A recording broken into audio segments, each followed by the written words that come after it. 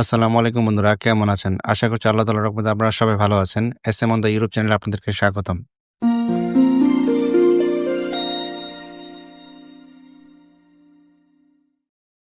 বন্ধুরা, আজকের ভিডিওতে আমি আপনাদের সাথে কথা বলব বেশ কয়েকটি গুরুত্বপূর্ণ বিষয় নিয়ে। বিশেষ করে যেসব ভাইয়েরা বাংলাদেশে ইতালি ভিসার জন্য দীর্ঘদিন থেকে অপেক্ষায় রয়েছেন বা ভোগান্তিতে রয়েছেন, তাদের জন্য এই কথাগুলো বা ভিডিওটি খুবই গুরুত্বপূর্ণ।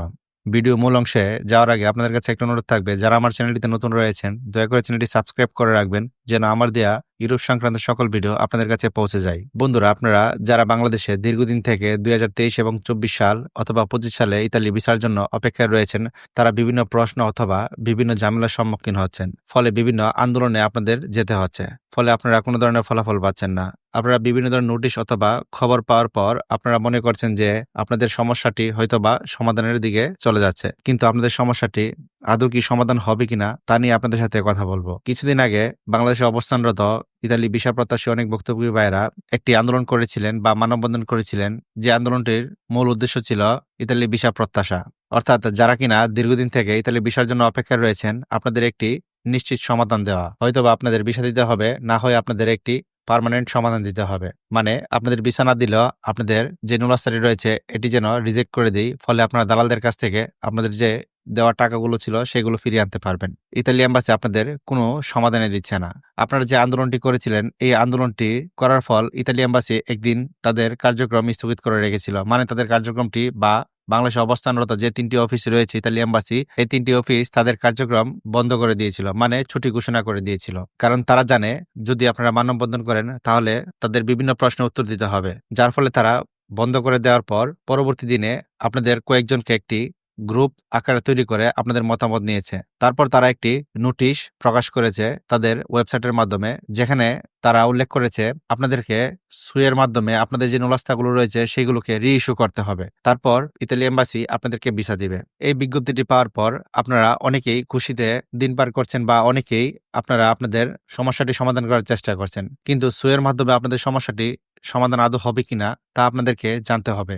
আপনারা অনেক আগেই জেনেছেন ইতালিতে যারা আপনাদের নুলাস্তাগুলো বের করেছে এদের মধ্যে অনেকের রয়েছে বাটপার বা অনেকের রয়েছে সঠিক মাধ্যম। যারা সঠিক মাধ্যম রয়েছে তারা আপনাদের নুলাস্তাগুলোকে কিভাবে রিইস্যু করে বা ইতালি বিএফএস গ্লোবালে মাধ্যমে আপনাদেরকে ভিসা দিবে সেটি তারা চেষ্টা করবে। আর যারা বাটপার রয়েছে তারা কোনো রকমই আপনাদের কাজ করবে না। আপনাদের দেখানোর জন্য তারা ভুয়া একটি কাগজকে এডিট করে কম্পিউটারের মাধ্যমে তারা বিভিন্ন তারিখ বসিয়ে আপনাদেরকে দেখাবে যে আপনাদের নুলাস্তাটি রিইস্যুর জন্য আবেদন করেছে বা তারা চেষ্টা করছে। কিন্তু এখানে কোনোটি সঠিক নয়। শুধুমাত্র আপনাদেরকে একটি সান্ত্বনা দেওয়ার জন্য তাদের এই কাজটি। তাই যারা বাংলাদেশে ভুক্তভোগীরা রয়েছেন তাদের কোনো কিছুই করার নেই। আপনারা একটি বিষয় মনে রাখবেন, যারা ইতালিতে রয়েছেন তারা শুধু একটি কাজই করতে পারে, আপনাদের নুলাস্তাগুলোকে ইতালির যে ইমিগ্রেশন অফিস রয়েছে সেখানে তারা প্যাক করতে পারে। যেখান থেকে আপনার নুলাস্তাটি বের হয়েছে, প্যাক করার পর তারা আপনাদের নুলাস্তাটি যাচাই বাছাই করে এটি ইতালি এম্বাসিতে পাঠাবে। পাঠানোর পর তারা আপনাকে পুনরায় ডাকবে ভিসা দেওয়ার জন্য। আর এই তদন্তটি হতে পারে যে ইতালিয়ান মালিক আপনাকে কাজ দেওয়ার জন্য আবেদন করেছিল তার সমস্ত ডকুমেন্টগুলো তারা যাচাই বাছাই করবে। আপনার ডকুমেন্ট যাচাই বাছাই করার মতো কোনো কিছুই নেই। এটি মূলত ইতালির যে নুলাস্তাটি রয়েছে সেটিকে রিইস্যু করার প্রক্রিয়া। এখানে সুয়ের মাধ্যমে আপনারা আবেদন করে যে ফলাফলটি পাবেন সেটি প্রায় অসম্ভব, কারণ আপনাদেরকে তারা এমনি একটি বোঝ দিয়ে ফিরিয়ে দিয়েছে। আপনারা একটু খেয়াল করে দেখবেন, যারা 2023 সালে নুলাস্তাগুলো পেয়েছিল তাদের এখনো পর্যন্ত কোনো ধরনের সুরাহা বা কোনো সমাধান হয়নি। তাহলে তাদের নুলাস্তাগুলো বা টাকাগুলো কি হবে? এখানে বেশিরভাগ নুলাস্তাই বাদ হওয়ার পথে। অল্প কয়েকটি নুলাস্তা শুধুমাত্র ভিসা পাচ্ছে। এরা কারা?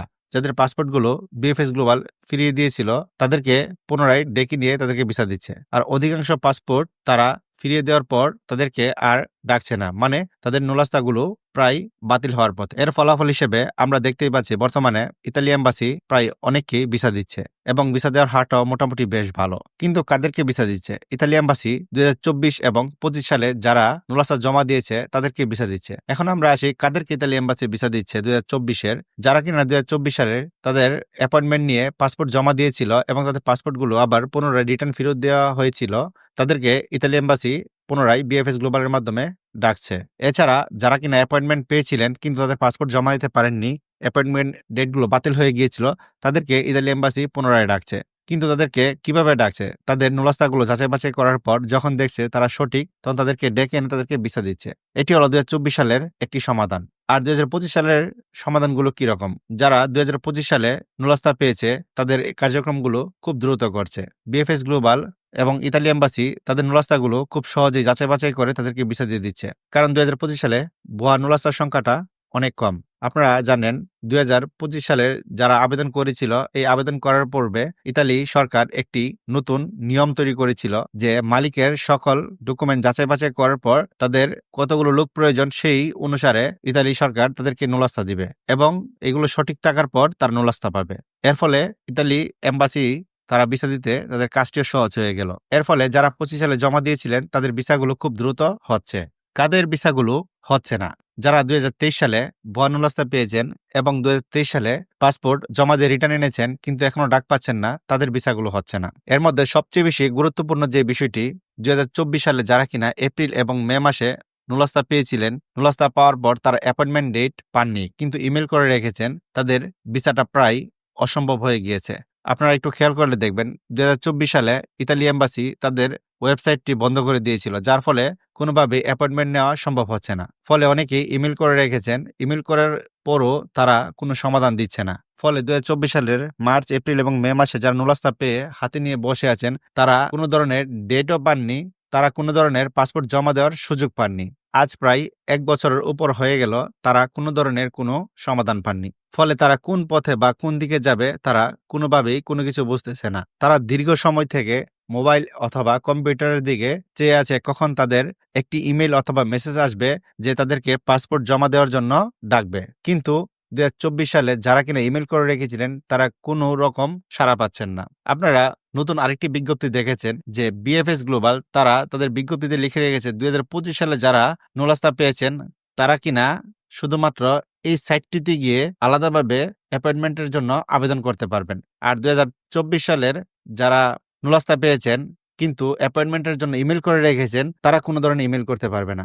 তাহলে তাদের সমাধানটি কি? তাদের সমাধানটি এভাবেই ইতালি এম্বাসি দিয়েছে যে তারা যদি ইতালিয়ান মালিকের মাধ্যমে পুনরায় পেক অথবা ইমেল করে যোগাযোগ করে ইতালি ইমিগ্রেশন অফিসে যোগাযোগ করার পর তারা যাচাই-বাছাই করার পর যদি আপনাদের নুলাস্তাগুলো সঠিক দেখে তাহলে আপনাদের নুলাস্তাটিকে পুনরায় ইমেল করবে বাংলাদেশে অবস্থানরত ইতালি এম্বাসিতে। ফলে তারা আপনাকে ডাকবে। অর্থাৎ যে হাজার হাজার মানুষ ২০২৪ সালে ইমেল করে রেখেছিলেন অ্যাপয়েন্টমেন্ট ডেটের জন্য, তারা এই হাজার হাজার ইমেল চেক করাটা তাদের পক্ষে সম্ভব না। এজন্য যার মালিক নুলাস্তাগুলোকে পুনরায় যাচাই-বাছাই করার জন্য আবেদন করবেন, সেই যাচাই-বাছাই হওয়ার পর যদি সঠিক দেখে সেই নুলাস্তাগুলো ইতালি এম্বাসি দেখার পর ভিসা দিবে।